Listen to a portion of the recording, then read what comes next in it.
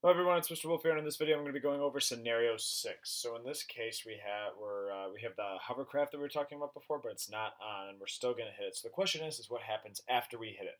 So maybe I don't know what's going to happen yet, and I just need to draw a model to kind of get my bearings.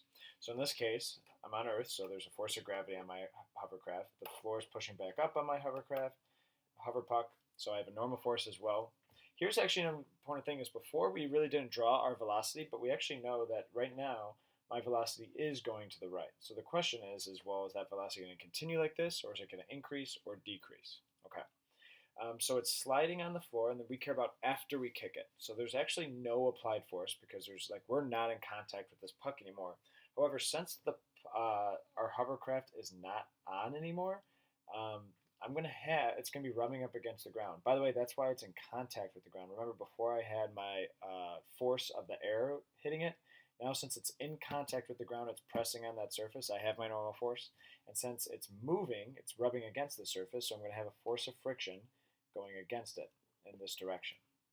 So here's my free body diagram. If we notice that even though forces cancel out here, since I have my force of friction going to the left, and there's nothing going the other way, I have an imbalance of forces. I'm going to have a net force going to the left, which means my acceleration always does the same thing.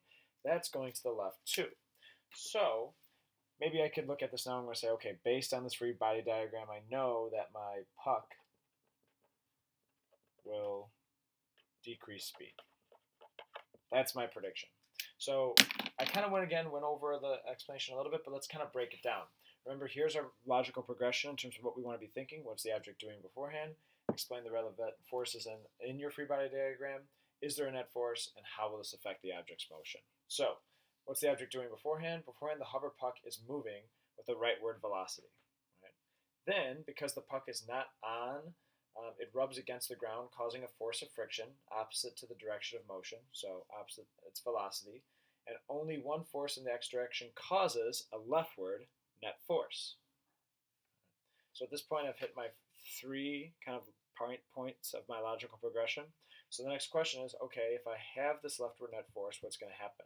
So the direction of the net force goes against the direction of the velocity. So this is going to cause the puck to change its velocity, but since they're going in opposite directions, this is specifically going to cause the puck to decrease velocity.